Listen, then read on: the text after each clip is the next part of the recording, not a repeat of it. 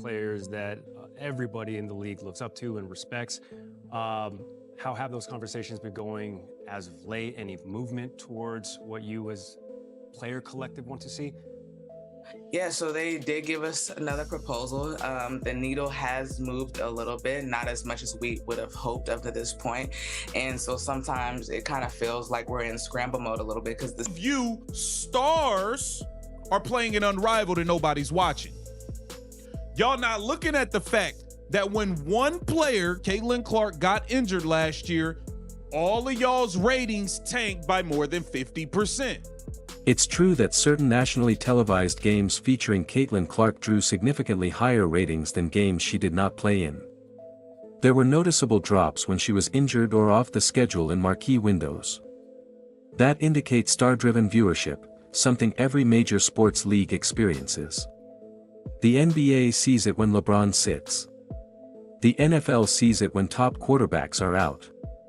Star gravity is real, however. A rating spike tied to one player does not automatically mean no one else contributed to growth for a decade.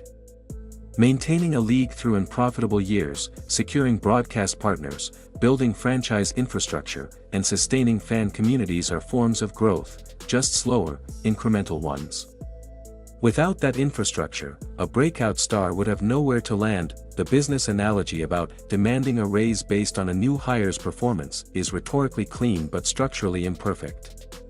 Professional sports leagues operate under revenue-sharing labor systems. Players negotiate percentages of total league revenue, not individual performance bonuses tied only to one athlete's impact. When total revenue increases, regardless of the driver, unions typically argue for a larger share.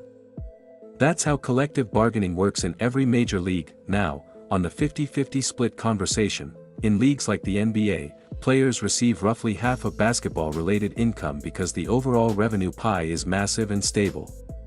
The key issue in the WNBA isn't whether 50-50 is morally justified, it's whether the revenue base and expense structure can support it right now.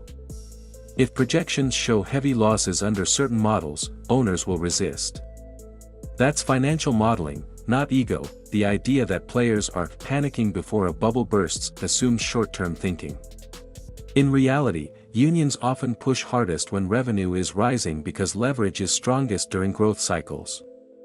That doesn't mean their math is correct, but it does mean their timing is strategic. As for the psychological argument, that veterans can't say her name out of ego, that's speculative. Competitive tension between generations exists in every sport. Hard fouls and physical play are common dynamics when a highly hyped rookie enters a league. Some of it may be competitive edge. Some of it may be media amplification. Assigning it entirely to jealousy simplifies a more complex locker room and competitive culture. It's also important to avoid framing this as veterans versus one player.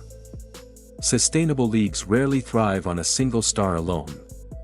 Even if Clark is the primary ratings catalyst right now, long-term value depends on rivalries, competitive balance, and multiple marketable faces.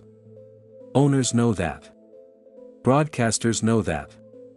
The union knows that the core economic tension is this: owners invested capital for decades, often at a loss. Players believe they sustained the product long enough for this growth moment to arrive. A breakout star accelerated revenue dramatically. Both sides now want a larger share of a pie that may still be volatile. That's not delusion. That's leverage negotiation. The real risk isn't veterans not admitting reality. The real risk would be either side misjudging how fragile rapid growth can be. Converting a spike into sustained profitability requires cooperation, cost control, smart media deals, and continued star development, including protecting and marketing breakout players effectively. In business terms, the smartest move isn't fighting over who created the momentum. It's structuring a deal that keeps the momentum compounding.